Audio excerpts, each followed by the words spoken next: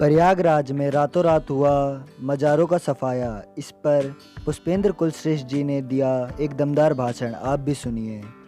अभी प्रयागराज में बड़े सारे जज साहिबान आए हुए थे, आगे की कुर्सी पे बैठे थे। बीच बीच में मैंने कहा कि आपकी शान में मेरी कोई गुस्ताखी करने का इरादा नहीं है, लेकिन मेरी बात आप कोर्ट में सुनेंगे नहीं, यहां तो सुन लीजिए क्योंकि आप आए हैं।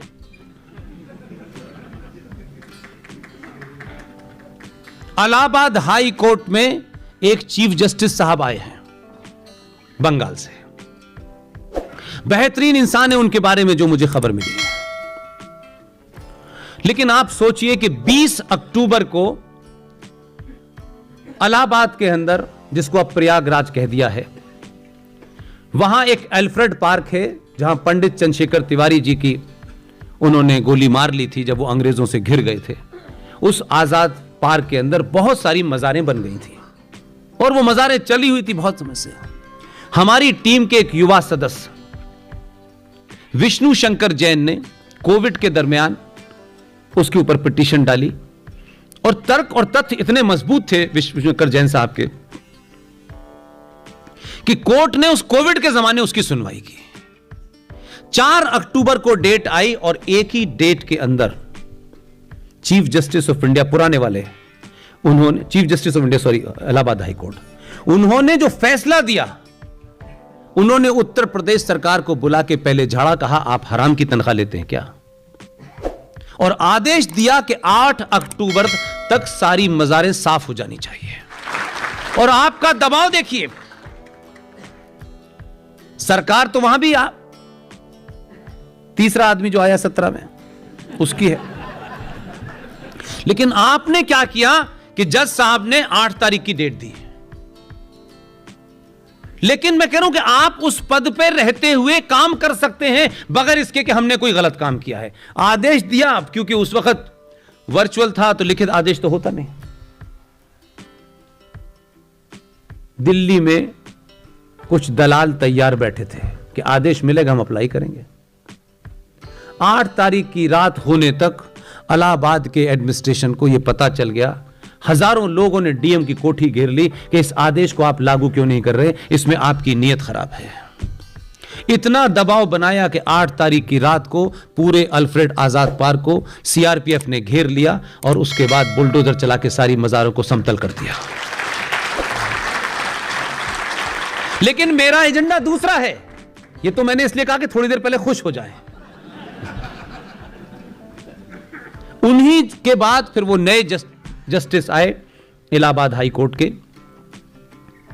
उनका नाम लेना ठीक नहीं यहां से, और उन्होंने 20 अक्टूबर को एक आदेश दिया कि वहां एक मजार रह गई, अभी वहां लमियां हैं, तो उन्होंने कहा कि यह हटनी चाहिए। उन्होंने आदेश दिया और नेक्स्ट डेट लगाई 20 नवंबर की, और वो आदेश लिखवा करके चले गए।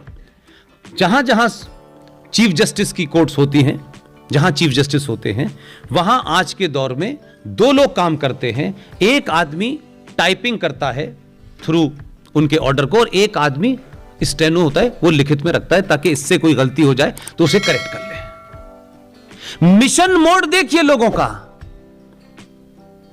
चीफ जस्टिस ने आदेश लिखाया कि इस सिलसिले में मुझे रिपोर्ट दी जाए कि क्या कार्रवाई हुई, और अगली डेट 20 नवंबर को है।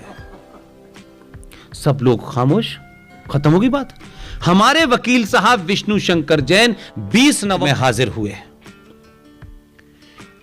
तो वो जब बुलाया जा रहा था नंबर से, तो वो नंबर ही नहीं आया। तो उन्होंने कहा कि मिलॉर्ड आज हमारी डेट थी, तो क्योंकि वो जो विषय था थोड़ा सा नोन था सबको, तो उन्होंने कहा हाँ मुझे याद है कि मैंने इस पे आदेश दिया था, लेकिन वो तो नोटिस पे आया नहीं। थोड़ी देर के बाद जब खोजबीन हुई, पूछा गया कि भाई वो 20 तारीख की जो डेट थी उसका क्या हुआ, तो सर वो तो आज नोटिस ही नहीं है उसका। तब जाकर के पता चला कि वो जो कंप्यूटर पे मुसलमान बैठा था उसने अपलोड ही नहीं किया, और 20 नवंबर से डेट आगे बढ़ गई। उसने 1 महीने का टाइम लिया कि शायद इसमें कुछ हो जाएगा। इस मिशन में लोग बैठे हुए हैं। आप तो इतने बड़े पदों पे हैं कि नौकरी छोड़ भी देंगे तब भी इतनी कमाई है आपकी कि आजीवन कट जाएगा। बड़ी बड़ी नौकरियों पे बैठने से राष्ट्र नहीं बचेगा। लेकिन उस आदमी ने, एक क्लर्क ने अपनी भूमिका तय की और वो कर दिया। इस मिशन मोड में है वो लोग। क्या करेंगे आप? इसलिए आज समाज में बहुत सारे लोग, सिर्फ मंदिर की बात नहीं है, बहुत सारे लोग बहुत सारे अच्छा काम कर रहे हैं, अलग अलग कर रहे हैं। मेरी आप सबसे विनती है कि संविधान को ढोइए, संविधान को पढ़िए। इसी संविधान में एक धारा है, पेज 148 पर संविधान के पैरा 2 में एक धारा है, उसका नाम है 333। आपने ट्रिपल तलाक तो सुना होगा। यह ट्रिपल तलाक नहीं है, यह अजीबोगरीब धारा है। और यह क्या कहती है? इसलिए मैं कह रहा हूं कि आपकी खामोशी ने, आपके चुप रहने ने, आपकी इस उदासीनता ने, कि हमें क्या फर्क पड़ता है यार, इससे मुझे क्या मिलेगा, अच्छा मुझे क्या फायदा है इसमें, यह समझ ही नहीं आया कि आपको फायदा चाहिए क्या। 333 धारा, जब भारत से अंग्रेज जा रहे थे तो बड़े बड़े अफसर चले गए। उसमें से बहुत सारे अफसरों ने यहां भारतीय महिलाओं से शादी कर ली, या उनके लीगल या इलीगल जो भी रिलेशन रहे, और वो लोग यही रह गए। उनसे उत्पन्न होने वाली संतानों को एक नाम दिया गया, ये एंग्लो इंडियन है। अब हमारे देश में एंग्लो इंडियन जो उन संतानों को जिन गिनती थी, उनके रिप्रेजेंटेशन की चिंता हुई, तो 333 ने भारत के संविधान में यह कहा कि आप इनका भी ध्यान रखेंगे। उस धारा के तहत लोकसभा में 445 सीटों में से 443 पे चुनाव होता है। 2 सीटें एंग्लो इंडियन के लिए राष्ट्रपति नॉमिनेट करता है। और हर विधानसभा, इस देश में हजारों जातियां ऐसी होंगी जिनकी करोड़ों में गिनती होगी, 1-8 करोड़ तो होगी। उन्होंने पार्लियामेंट नहीं देखा आज तक। नासिक के एक भाषण में 3 साल पहले इसी ताकत से, वह कपड़े दूसरे थे, यही बात बताई मैंने। इसलिए मैं कह रहा हूं कि आपको वो समय मिला है, इसको कतई व्यर्थ न जाने दें। जो भी आपको लगता है कहिए। मुझे जो लगता था मैंने करना शुरू किया, उसके मैं वो पॉजिटिव रिजल्ट बता रहा हूं जिससे आपको थोड़ा उत्साह मिले। नासिक में 3-3.5 साल पहले इस बात को इन्हीं तथ्यों के सामने रखा और फिर हर सभा में बोला, रिपीट किया मैंने हर सभा में। आवाज चली गई वहां तक। इस सरकार में का जो मुखिया है वो इस सोशल मीडिया का मास्टर है। आवाज गई पार्लियामेंट के अंदर। साल भर पहले इस देश का भूतपूर्व कानून मंत्री रविशंकर प्रसाद ने संसद के पटल पे खड़े होकर कहा कि धारा 333 जिन कारणों से बनी थी, हमने उन कारणों को जांचा और हमें पता चला कि आज भारत में एंग्लो इंडियन की टोटल तादाद कितनी है, उनकी जनसंख्या उसने बताई। तो आप सोच लीजिए कि मुझे भारत में एंग्लो इंडियन की टोटल गिनती है 262। तत्काल प्रभाव से 333 तलाक की तरह वापस चला गया।